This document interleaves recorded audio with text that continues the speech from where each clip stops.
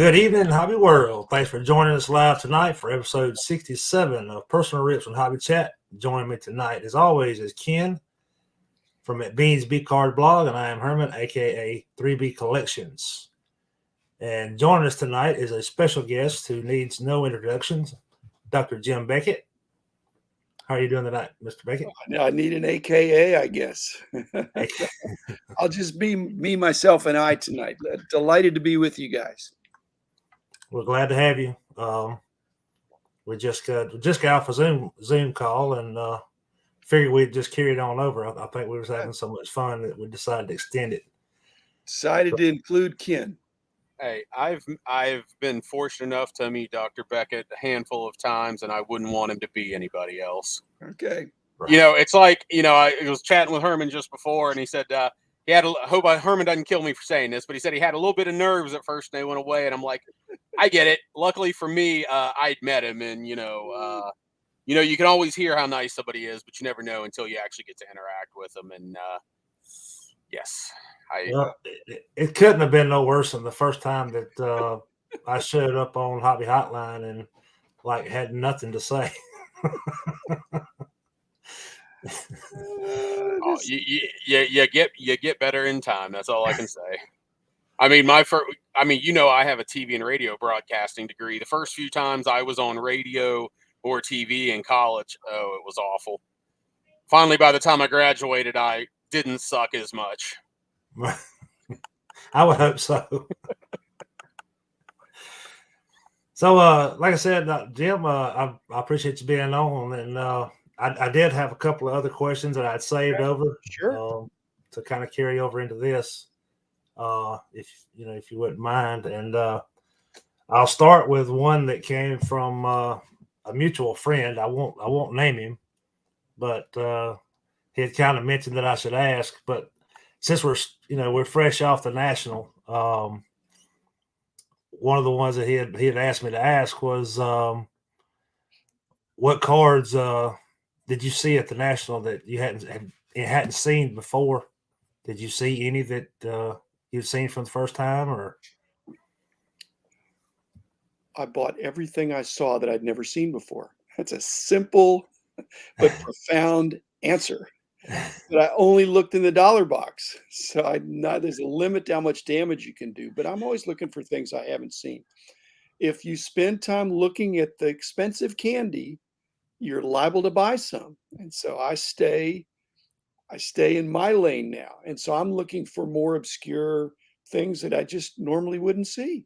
And, it's most of the cards are from the 90s or the 2000s, the 2010s. And again, I wasn't a kid then. So, and there's so many cards, so many, variations and serial things that inserts. I'm learning. I'm still learning. So yeah, I bought everything I saw that I'd never seen before. Okay. So if Dr. Beckett is still learning, what are the rest of us? What hopes do we have with everything you've seen? Come and catch me. I'm moving slower than I used to, but yeah, but so am I.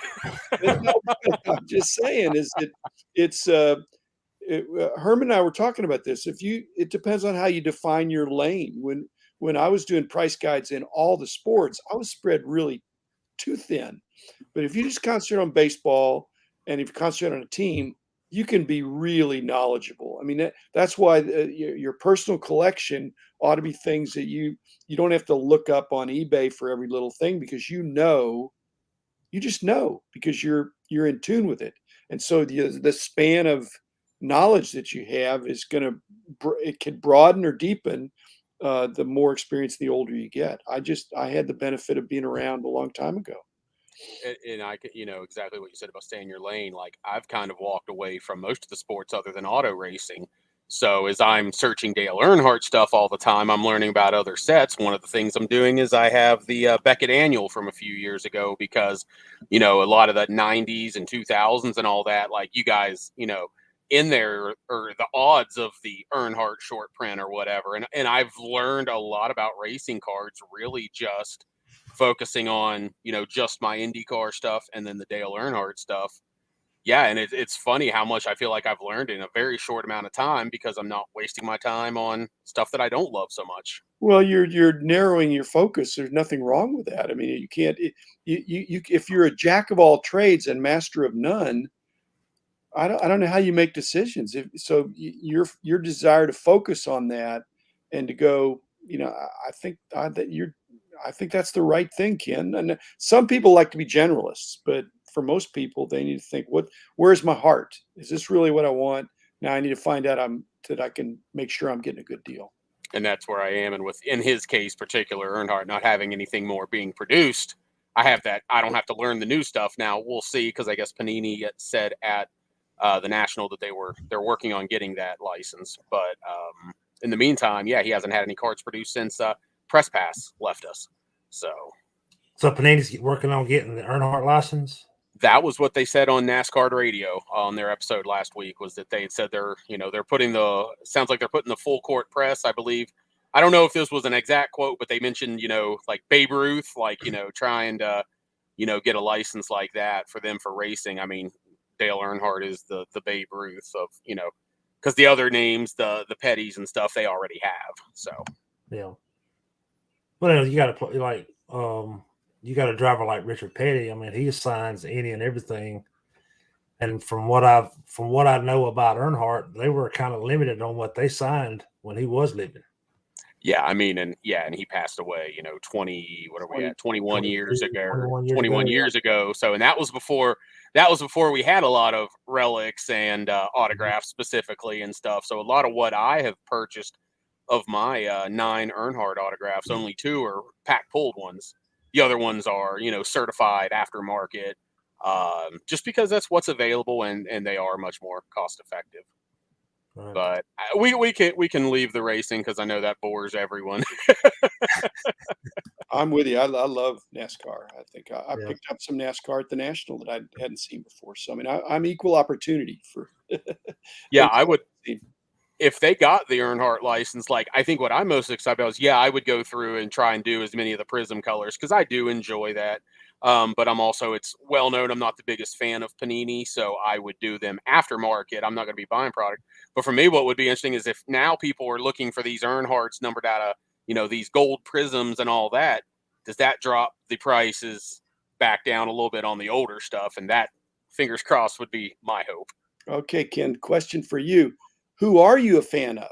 I do know that you're not a fan of Panini, but who are you a fan of? Do you think that Panini's, are you a fan of Topps? Are you a fan of Upper Deck? I mean, which companies do you give the highest marks? I personally, I would say Upper Deck, but that being said, I also have to acknowledge that I haven't collected hockey in about 3 or 4 years now. And I don't know how their customer service and their social media interaction is now that Chris Carlin has left, because he was fantastic. I wrote on my website, a post that was not very flattering of him, or not of him, I'm sorry, of a decision that the company made. And he reached out to me. We had like a 15-minute phone conversation. Everything was great. And that's the kind of thing that makes me personally a fan, because when I'm saying fan, I'm talking about customer interaction, because that's what I am. I'm not anything else. I sell on eBay a little bit, but I'm not a retailer. I'm not anything else. I'm a customer. I'm a consumer. But again, my interaction with, just because I have kind of gotten away from hockey the last few years, I haven't had any interaction with them. But, I know that Topps and Panini, their interaction with customers and whatnot leaves a lot to be desired. And I'm far from the only one that feels that way. Well, Upper Deck, it seems to be like the leading the way as far as customer service goes. Like you don't even have to reach out to them. If they see something, even on Twitter, they'll be the first to reach out to you. I mean, and I had that same experience with Ultra Pro just a few months ago with a card that I received in the mail that the One Touch got damaged, and they reached out to me through Twitter and said, we want to do something for you. Send us your address. And they replaced the One Touch along with other stuff, just for, I guess, me putting out there that their product basically saved the card in the mail. And that's very, very generous and kind of them, because that wasn't what you were expecting, hoping, or anything. It just happened that way. And I was ranting. I mean, I was ranting at the post office for allowing it to happen, and just the fact that the one touch saved the card, and they looked at it as publicity and like, well, this is for you. So, and I've had, and on the supply front, I've had good interactions with BCW as well a couple of times. So, I definitely will speak highly of them. I haven't had as much interaction with Ultra Pro, so I've got nothing bad. I don't have good to say, because thankfully I haven't had to have interaction with them. So that's still a win in my book. Yeah. Even as the grumpy guy on this panel. Okay. Well, yeah. Well, here's a way to look at this, Ken. See if you follow this line of reasoning. And if I'm Upper Deck, I'm thinking, since I'm hockey, I have the highest percentage compared to Topps and Panini of passionate collectors of my customers. And so they hold their customers in high esteem, because there's a pretty good chance if somebody's buying hockey cards from Upper Deck, only game in town, it's a smaller but I arguably more passionate group, and so they really need to take care of them. I think Panini, and I'm not making excuses for them, but they have a lot of customers that only care about the latest thing. They only care about flipping something. They're not passionate about the hobby. They just want to make money.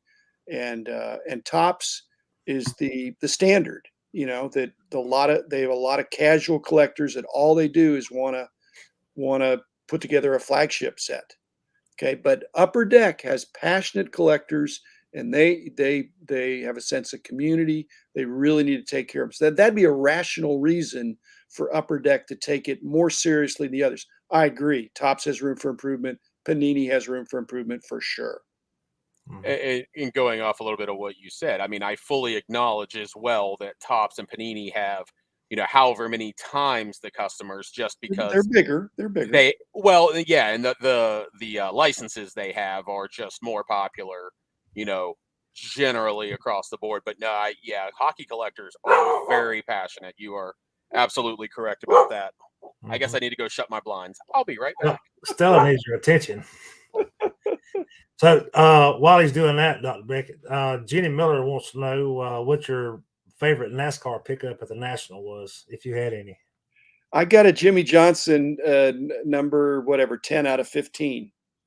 That was just a kind of a random parallel that was just stuffed in there in a dollar box. And I thought, well, I'll just take that. Everything comes from the dollar box. $1. So I got a question, and this just came to mind, but you're always in the dollar box, and from what I gather, you always walk away with a pretty sizable stack out of the boxes. How does that play to the 1%, the reduction that you're trying to get to? So my wife gave you that question. I call it subtraction by addition. So as I get more cards and put them with the cards I already have, it makes the ones I have more easily sellable. That's my story. And sticking to it. Okay. Hold on, I need to write that down for future reference. Not sure it's working, but it keep I don't like to sell cards. But if I buy cards and then I find out that I made a mistake, that really isn't the scarcer variation or something, then I'm now doing a little bit of sales on eBay, a little bit on ComC. And so just, not trying to have all the cards, but it wouldn't be any fun to go to a card show and I did that for so many years. I couldn't buy anything except for type cards that Rich and I would get. So now, and so to limit it, and I buy enough that I can get less than $1. I just say, what are your quantity breaks? I try to negotiate that in advance. And one guy said, well, I'll work with you. So I don't know what that means. He said, well, just pick out some and I'm sure I can work it out. I picked out 100 cards. He said, that'll be $90. I said, well, I don't think you're working with me. He said, hey, man, I'm giving you 10% off. I said, wish you'd have told me that an hour ago. before you pull out 100 cards. What am I going to do? Leave them behind? Yeah. Yeah, and they're worth at least $1. So I shouldn't complain, except that it's so anyway. So I'm trying to pick out at least 100 cards, guys. And more if it's because I don't want to say, hey, I want it's $1 box. Here's 2 cards. Will you take $1? That's not fair. So it needs to be enough quantity that they say, hey, this is, I'm a reasonable customer. But also when you're at the National, I mean, yeah, if the one seller wants to give you 10% off, but you've got 5 other sellers that'll give you 30% off or 40% off, I mean, that's where you're going to spend your time, unless that particular dollar box that he only wants to give you 10% off of is exponentially better. Yeah. Because, in any case, time's the one thing we can't get more of, even more so at a card show. Yeah. Okay, here's the other dilemma, guys. This is causing me to think, because I just got back from the National, and so I'm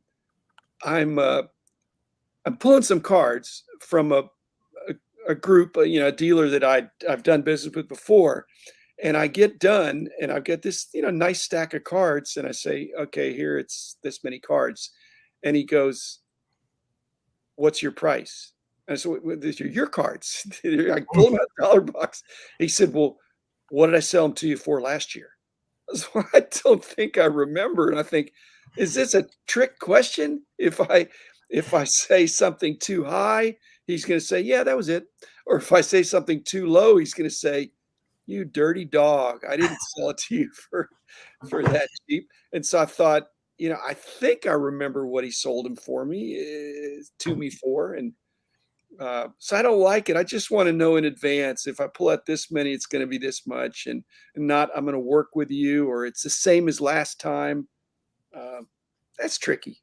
Yeah, it really is. Because I've been there digging through boxes before, and same thing, like you said, you pull out this big stack, and they're like, "Oh, okay, well, it'll be this," and I'm like, "Man, if I'd known that, I'd have spent my time at another table." Just kind of like we talked about. Yeah, it's definitely you get both sides of it, but.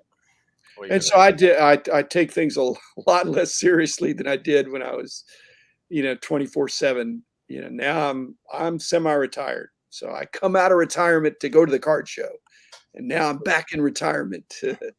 So we got another couple more questions in the chat. First one's from DR. He said you did a show with Brad about a year ago talking about card stores and a possible co-op model. Has your thoughts changed at all on the possibility of LCS co-ops? I don't remember the exact date of that. I remember talking about that with Brad, and the possibility could be you're now seeing some chains of shops, to where there's some stores that are going to have some national marketing muscle. Triple Cards has 3 or 4 card shops down here. The Kentucky Road Show. Jimmy Mahan, that Tracy Hackler went over with, they're on their 3rd or 4th one. So the idea of having branded card shops, but I think the big elephant in the room is Fanatics. Also, Fanatics is now having lids. That's going to be a national chain of, they're not going to be card shops, but they're going to have boxes of cards in all the lids within the end of the year. And so Topps, Fanatics could be one that would say, we wanted, the idea I was throwing with Brad is that they could be a co-op. If you want to be an authorized store, we're going to have some equity in your store. You're going to get preferred product from us. You're not getting it from GTS because, or some other distributor, because we're going direct to the card shops, and we're going to give preference to card shops that do it our way, and that we have a quote unquote relationship with. So that's a possibility. I don't think it's going to happen this year, but Fanatics is really interested in being involved at every level of the industry. Mm-hmm. So I'm not sure you knew this, but I actually worked in the Lids corporate office for almost a decade. You told me it was in California. Yeah. It's actually in Indianapolis. Oh, okay. But yeah, actually, so they had bought, at one point, they had bought a lot of locker room stores, which were like team stores. Like there were like 8 St. Louis Cardinals stores, and then there were like 5 Cubs stores. And I think that this is big because in that limited amount that we had of cards back then that we were able to buy, those stores did very well with those Exactly. cards. Exactly. And the problem was I allocated a lot of those and I kept fighting and fighting to get more. And yeah, it's a little biased because I love cards, but I also had numbers to say, It look at was how selling out. fast these are selling. So I do think that is a big thing. Now we'll see how it is in the individual, general lid stores because we know that mall traffic is down, so on and so forth. But I will say that, and so we're talking like 8 to 10 years ago. I left there in 2014, so it's been a while.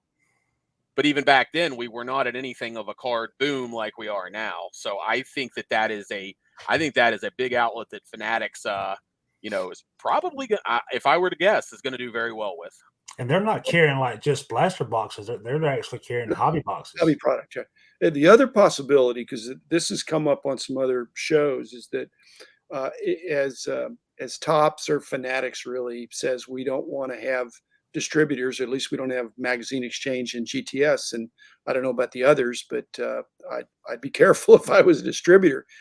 But they could also use the lid stores as remote distribution points, kind of like Amazon has these remote warehouses. Well, Lids already has a warehouse or some storage facility I'm sure, Ken, from your experience. And so if they've got a couple extra cases that are back there, that a local card shop could come into the Lids to the back door and say, you can wholesale distribute me another case. Or Yeah, you order it from Fanatics and you pick it up at the Lids. I could definitely see that. I mean, again, I don't know the systems. Again, I'm almost a decade removed from there, but you would think that with, again, Fanatics and their financial, what am I trying to say? As much as they put into this with the contract, they're going to look at every option, and there you go. There's another option right there. They're focusing on two things. They want to increase sales and also increase margins. And with doing some of these moves, they're going to be doing both. They actually could sell more for higher profit. And that's why they have such a big valuation. Yeah, I mean, I was skeptical when the whole thing came out. I was just like, I mean, I wasn't crapping all over Fanatics, but I wasn't like, yay, Fanatics. I just bided my time. But yeah, just the little things that I hear, I'm definitely pretty optimistic on, what they're wanting to do, at least from what we've heard so far. I don't have any insider knowledge that anybody else has, but again, just what you said there is another example of things that I hadn't even really thought about, but sound like a very, very good idea. They got. What do you guys think about these companies that have chief vision officers? I want to get that gig. I want to just look out the window. I don't know enough about what those are, but if that is the card guy to the CEO business guy, if they're going to listen to him, then I think that's, a good idea. I actually made, a comment kind of similar on, one of your YouTube episodes about, my concern with suits being CEOs and not card guys. So, I'd never heard of a chief visionary officer until 8 months ago or whatever. But, if that's the person and they're going to actually listen to what he says, take some of what he says, and think about it, then I mean, but yes, I also want that job. Sweet gig.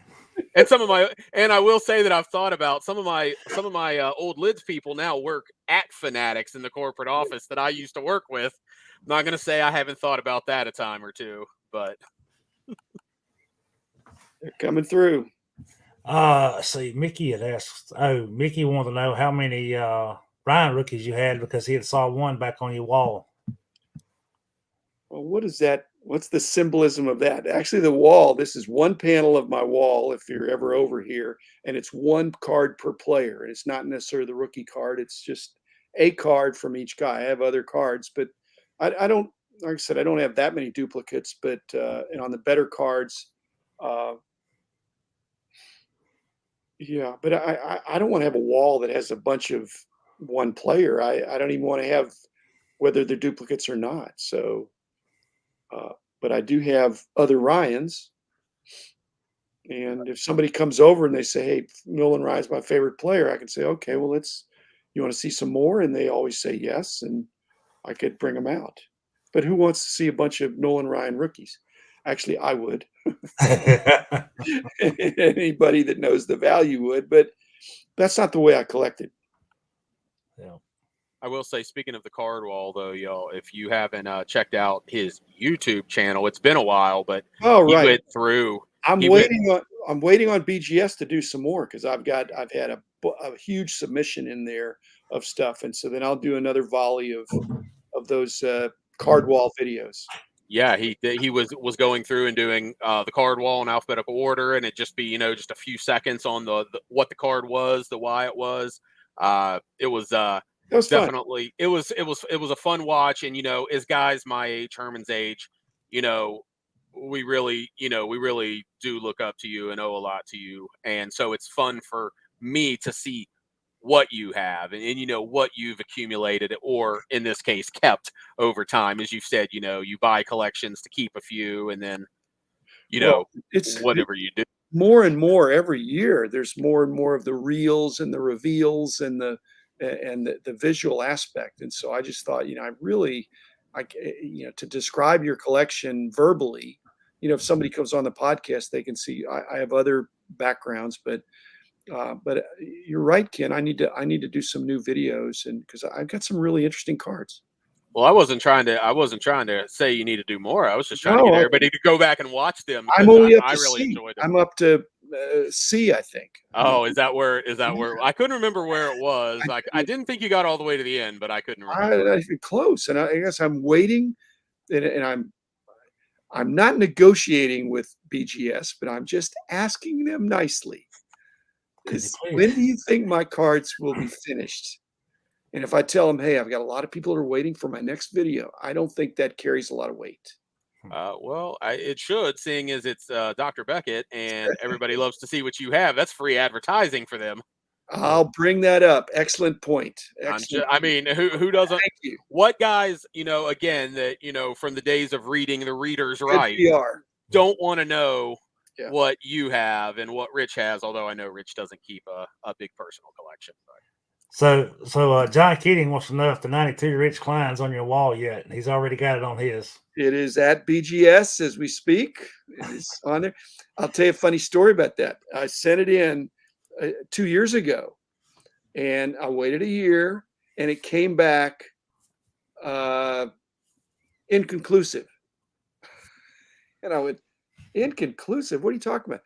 Well, Rich autographed it. And so it went through the authentication process, and they said, "We don't have an exemplar." I said, "Come on, guys, this is Uncle Rich. He lives down the street." So, well, it just, somebody just bounced it. I said, "Well, do I have to do a walkthrough for this? Can I bring Rich with me to say this I signed for my friend Jim?" And so I just wanted in a holder. My whole thing is they're all Beckett holders, obviously. So Rich's card, his rookie card, should be in the next shipment. And when I get up to the K's, guys, he will be part of it. All right, what else you got in the way of questions there? There was another one here. Peeps wanted to know if you collected any vintage hockey. Yes. I love hockey. I don't have much. I got rid of all my sets when we started doing hockey, price guides and stuff like that. So I just have kind of exemplary cards, but I've got, again, some of it's on the wall and some of it's just some other stock. I really do need to just do some more videos. I mean, for those of you that haven't seen those videos, I mean, there was hockey, there was wrestling, tennis. I mean, it's just a little bit of everything. Go back and think about it. Think of all of the different sports and guides that, Beckett has done over the years. I think they still do most of them. But yeah, it's just a little all bit those of everything. early books. Those were my cards that were pictured in the books. Yeah. So like I said, with a few exceptions, but go back and watch, peoples. Go back and watch. There you go. So I know you said you had hop off at 8:30, but I did have one question that I wanted to ask you. the 84 November 84 issue, first issue of Beckett.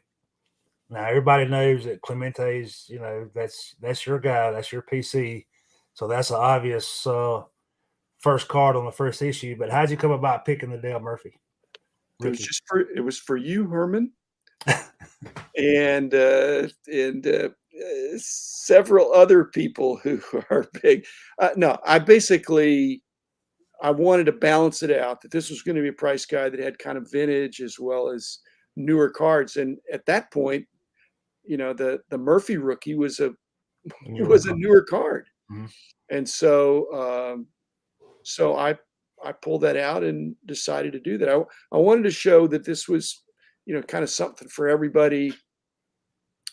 And I don't remember anybody giving me input. I mean, I did it. I mean, Pete Williams now, the USA Today writer. I don't know that I knew him at that time, but there were so many. Murphy has always been really popular. Mm-hmm. And at that point, was he off the back-to-back MVP seasons? Were those 82 and 83? I think so. But at this point, he's looking like a sure Hall of Famer. I still think he has a strong case. But I mean, even Ken likes him, so he's got to be likable. Apparently, I like guys that are named Dale and use number 3. But Dr. Beckett hasn't heard this one. I think you have, Herman. Yeah, when I was like a 15, 16-year-old, I was in West Virginia, but I listened to WKNR out of Cleveland. And late at night, they had a show, which is apparently still out there, Sports Byline USA. And I actually got to call in and talk to Dale Murphy on the air. And I mean, I don't know that I probably ever could have had a bigger smile on my face than 15-year-old me did getting to talk to Dale Murphy. Well, that was like me a few months ago when I got to talk to him on the Twitter chat live. I was like, I mean, it wasn't like, in person or face to face, but to be able to ask a question and get him to answer it, was pretty awesome.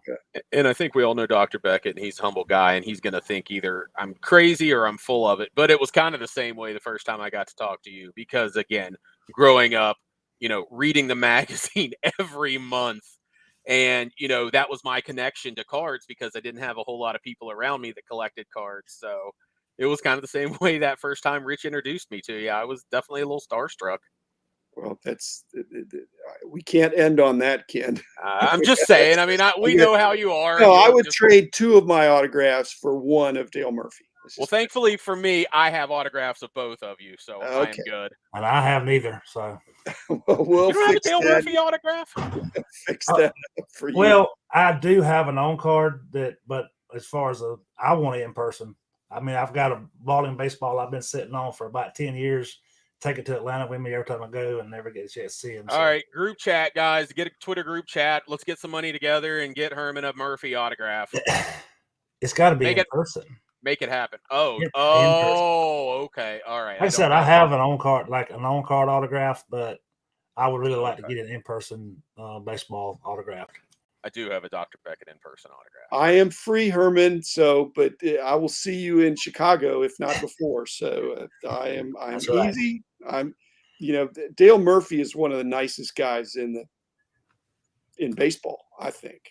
And I want to be one of those guys. I want to be one of the good guys. So. Ooh, question while I'm thinking about it. Did you end up getting your Beckett #1, Herman? I did not. That's what we need to do. We need to get Herman a Beckett #1, get it signed by both Dr. Beckett and Dale Murphy. I bid on 2 of them, and I got sniped on one. Gosh. And I almost got scammed on one that ended up being a reprint. So be careful. There's way more reprints out there. There's 20 times as many reprints as there are. Well, I found that out. Yeah. Luckily, I went back through eBay and they sided with me, and I got my money back and sent it back on its way. So, well, good. That would be. Yeah. No, I'm happy to sign it for you, Herman. Yep. All right. Well, I know you said you had to run. Just want to tell you, I appreciate you coming on again. Appreciate you guys. Keep up the good work, and look forward to listening in. And notice you got a lot of the same commenters that are for Hobby Hotline and some of the other things. Yeah, it's almost like a big circle. It's And the circle's getting bigger too. So It is. We have a great group of guys and gals Absolutely. that join us weekly. So I just want to say thank you for joining us, and hopefully I'll see you here sometime in the next couple months, whether it be at Rich's Synagogue show or one of the local shows, the Rich's Dallas show's card in shows. 3.5 weeks, and then in 4.5 weeks is Kyle's next one. So maybe see you at one of those. I definitely like his Arlington one because it's just like a 10-minute drive. My wife can just like drop me off and come back and get me later. That's still a great show. That's It is. the It show is. as good as the other shows used to be. And Mhm. then he's got the super duper show that's in Waters Creek that's just on steroids. Yeah, it's one of those ones where it might not be quite as worth flying in for, but if you're within a 3 or 4 hour Yeah. drive, Yeah. it's still a very quality show to come in for in Arlington. Cool. Hint, hint, Herman, one of these times, you might want to try it. Try to get him on an airplane again. We'll see how that goes. Okay. Well, I mean, I'll have to get on one to go to Chicago. So, or you could just drive to Dallas and pick me up on the way. Yeah, I've done it before. So, all right, Dr. Beckett, Hey, guys. so I'll let you go. Signing off. We'll do it again. Thanks again for inviting me, and I'll look forward to seeing you soon. All right, see you. Talk to you soon. Oh, and now how are we going to talk for the last 30 minutes with the next 30 minutes? Especially when we didn't plan anything for the other 30 minutes. So I did see a lot of questions. Sorry we couldn't get in there, but I tried to jump all of them in. It is, and unfortunately, y'all know I like to hear myself talk, so I kind of rambled. Sorry. Yeah. Blame me. I don't think I missed many. Oh, okay. I'm just saying I saw question marks, like I didn't actually like. Yeah. Jenny did ask about his thoughts about Tops dropping GTS, and I didn't mention that one because I felt like he kind of answered it on the co-op question. He did kind of talk about when he's talking about how they're going direct to card shops and dealer, or direct to consumer. So, and I'm trying to figure out if Logan's being sarcastic about not knowing I'm sentimental. I'm actually that is a lot of my collecting is definitely sentimental, or collecting the things from my youth. I know there's another word that I'm just having a brain fart and can't come up with, but I actually am. Yeah, a lot of it is sentimental, or whatever that other word is that I can't come up with. Yeah. So John thinks we need to change our onions now. That's actually, Ken's an old hat with Dr. Beckett. I'm the one that first really just got to talking to him about an hour ago. So yeah, that first time my first time on Hobby Hotline, I froze. So yeah, that first time I met him, I was definitely starstruck. And honestly, like I've met a decent amount of like celebrities, athletes. Yeah. I've met a decent amount of celebrities and athletes, and honestly, the only time I've ever truly been starstruck was Mario Andretti. And honestly, I was probably more starstruck with Dr. Beckett than anybody other than Mario Andretti, just because, again, like I said, how much of our youth was spent reading Beckett, reading Reader's Right, and just all those different things that were a part of the magazine. And writing in. Yeah. Well, I never did that, but did you write in, and like, did anything of yours ever show up in the magazine? I can't remember ever seeing it, but I know I did. I wonder how many. That'd be a good question for Dr. Beckett or Rich. Like, I wonder on that Reader's Right, like how many questions were they getting a month? Because they were only able to answer like usually 4 or 5. I feel like. Yeah, because it was just like it was a column, one column. So yeah, so and they had pictures of the cards that went with the question and whatnot. So yeah, I wonder how many, like, were they getting 100 a month? Were they getting 1,000 a month? Oh, it had to be tons. Yeah, I mean, I would think more than 100, but you might have also had a lot of people that thought, oh, well, I'm not going to write in because everybody else is. Everybody else is, yeah. And maybe it was actually only 50. I want to say I even participated in the hot and cold survey. Yeah, I never did any. I never did any of that. I think maybe one time. I remember my grandmother. She worked at the Athens Banner Herald, and I would go with her when she went into the office up there, and I had access to a copy machine, and I would take my Beckett, open it up to the survey page for the hot and cold list, and make a copy of it so I could take it and send it in, and I wouldn't have to tear mine out of the magazine. What was the best thing about the hot cold list to you? You want me to tell you mine, and you can have a second to think? Well, no, I mean, for me back then, and just like any other kid would have been at that time, is your hot cold list is kind of where a lot of people pick the players they wanted to collect or the ones they wanted to pick up. Maybe not necessarily the card, but different cards of the same player. Kind of like influencers now saying that. Right. For me, what I loved was every once in a while you'd have a guy on both the hot and the cold list. Yeah, but I love that. I never understood card. But the hot cold list was a lot of it was that specific card. It wasn't necessarily the player. See, I guess I'm remembering incorrectly, but that makes more sense. But it also was just as much as anything, it was probably just a vote. But maybe the Topps card was up and the Donruss rookie was down or something like that. But I do remember the same players.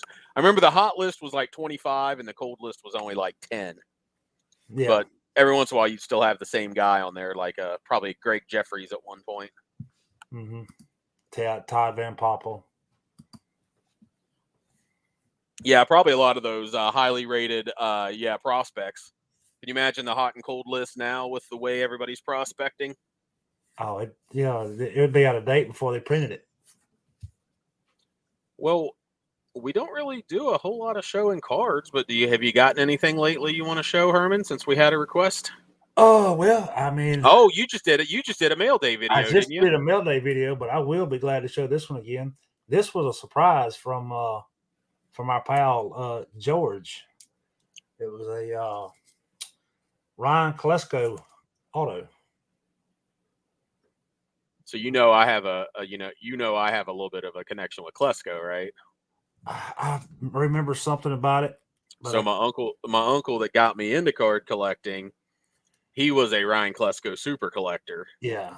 So for that reason alone, I just always have this connection to him. And that uncle, he passed away about 4 years ago. So yeah, anytime I see a Ryan Klesko card, I definitely brings a little bit of a smile to my face. Yeah, and this one was numbered out of 299, so that was pretty sweet. Surprise, and I mean, he sent me way more. I was expecting a handful of Heritage High numbers for my set, the 2021 set, and he had like 100 count box swap just full of all different kinds. Yeah, he's been very generous because I saw Zack and Porter's video, I think from a couple days ago, but I watched it today. There was some very cool stuff that he sent. Mostly, I think, for Porter, but regardless. Yeah, honestly, I got these two from Andrew from Bayside Breaks. Wasn't expecting those. 2021 gold label, the red and the purple. So are those numbered? Yeah, the red is out of 50, and the purple is out of 75. Yeah, I haven't interacted with him a lot, other than maybe on a few videos. But yeah, he also seems to be another one of the very good, generous people out there in the hobby. They did send me one that was numbered out of 149 and one that was numbered out of, this was numbered out of 999, but still, the hit list Donruss. Hey, if it's a Freeman needed, it's always a win. Yeah, and I didn't have any of those, and it's still awesome even if you don't need it. Right, because I take doubles. I guess I've been on a little bit of a Mario Andretti binge lately. So last week I got this one in the mail, Mario Andretti, I don't know what year, Press Pass Legends autograph, numbered out of 25. Picked that up off eBay for a steal. Caught it when it was first listed. And yeah, I think I got a steal on that. And then on Sport Lots, I actually ordered it. I actually paid for it like 2 weeks ago, and the guy didn't ship it out for over a week. But today I got, this is from Sport Kings. So the other one was numbered out of 25. This one's numbered out of 50. Sport Kings, another Mario Andretti autograph. So if Logan is still here, he'll appreciate that. But not only that, there was also a die cast that's autographed on the top. You can't really see it there, but you can tell where, like, through the white. But yeah, an autograph, and then it's from JSA, a little autographed diecast from the Arrivederci Mario Tour, his last year racing IndyCar in 1994. Yep. So I've got a few. We had a couple of new people in here. If guys, if you're not subscribed, please do so and hit the like button if you wouldn't mind. We'd appreciate it. I do not have that card, Paul. Actually, within the 5 years ago, I kind of put it on my watch list and kept kind of like we're all guilty of doing at times. Well, I'll get it later. I need to get this hot new card that's numbered out of 10 instead. Well, that escalated quickly. So, yeah, I do not have the 69 Panini Mario Andretti, unfortunately. Maybe someday, but not anytime in the too near future. So now you got me thinking about the Dale Murphy autograph. What about it? What do I got you thinking? How I'm going to get it? Because what are you meaning how I'm going to get it? Are you talking about getting it in person? Yeah.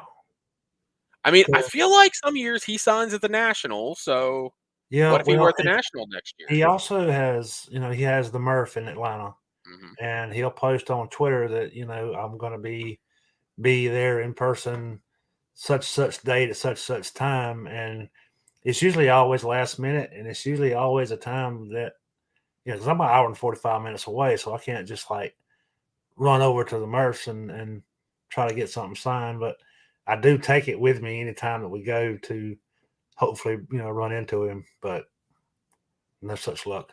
Missed him by about 10 minutes one time. Someday, just keep the faith. Like I said, I mean, and it's not quite the same, because you'd be standing in a line. But I do think he signed at the National a few times recently. So, not sure, maybe he's done with that. Who knows? But at least there is always that possibility. Yeah. And I know I'll never get a Freeman because he's too far away now. So, but maybe when he comes back for Old Timers Day someday. Yeah, when he comes back for that last season in Atlanta. When he signs, is he going to sign the 1-day contract so he can retire a Brave? Probably. Do I enjoy driving cars myself? Not as much as I used to now that I'm older and driving slower. And because I live in a metro area, it was a lot more fun when I lived in West Virginia on all the windy mountain right over the river roads. Yeah, it's not so much when you live in Fort Worth, Arlington, Dallas. It's not as much fun. It's kind of scary because of all the road rage and stuff too. Really? Oh, there's a lot of road rage incidents down here. I used to flip birds like they were going out of style, and I don't do it no more. I'm like, my wife got on me a few times, and there's a lot of road rage incidents down here. Yeah, you pull that bird out, somebody else might pull something else out. No. Yeah, but I found that because when we went down to San Antonio, I remember we kind of timed it out where. Well, not timed it out, but I was looking at the time and, when we were going to actually hit Houston. And I was sitting there, I remember thinking that, man, Lord, we're going to hit Houston right at 5:00. And I'm sitting here thinking, 5:00 traffic in Atlanta. Houston's a pretty big town too. I'm like, this is going to be awful. Man, we hit Houston at 5:00 and the interstate was just it was just smooth. It was like driving around here. Interesting. It was, the drivers were different because in Atlanta, it's like if this person's in the left lane and he wants to be 4 lanes over in the right lane, I mean, he's going there in one move, gone. Well, there's a lot of that on the highways here. But it seemed like when we went through Houston, it's like everybody was in their lane and they just stayed in it, and we was in Houston and out of Houston in no time. It doesn't sound like around here. Yeah, and I know that I was born in Birmingham, so I would go down there in the summers, and I just remember hearing about road rage incidents down there, even as a teenager. I just think when you get into the bigger metro areas, it's just more of whether it's because it's a higher percentage or just because there's more people, it just tends to be a thing. Now there was traffic on the road, John. Like I said, everybody stayed in a lane, and it wasn't as hectic as somewhere like Atlanta or Even Charlotte, I've been through Charlotte at like 5 o'clock. What was we? Oh, was going to the race, the Coca-Cola 600. No, I'm sorry.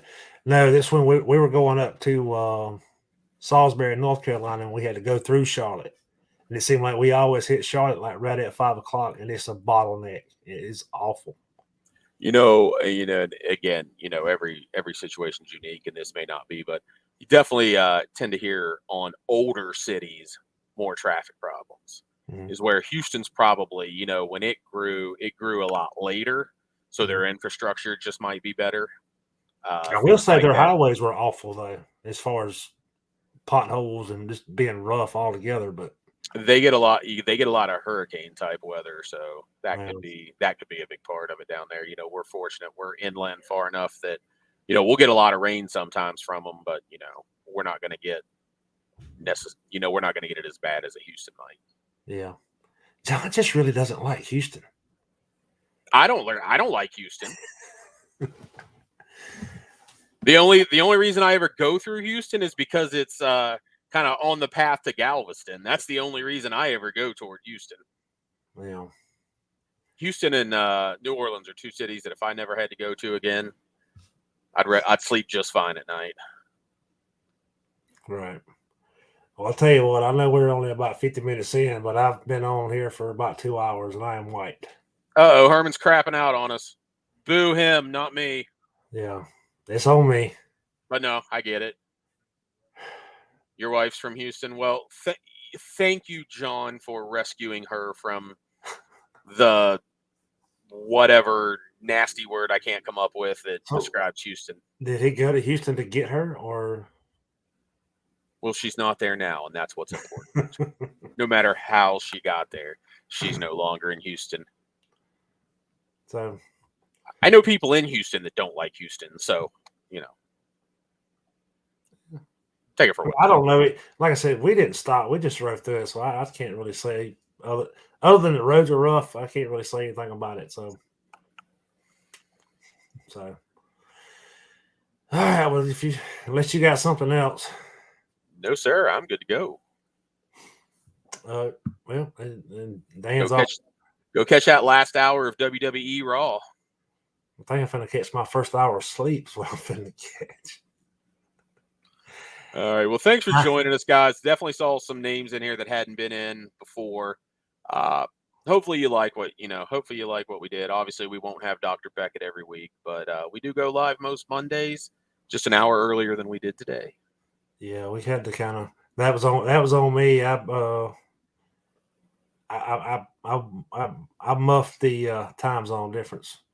When he told me 7, I automatically thought 7 Eastern, and it ended up being 7 Central, which was 8 Eastern, so it pushed us back. But hey, I mean, I'm looking at the chat. The chat was just as active as it ever is, if not maybe a little more. So no need to apologize, at least in my opinion.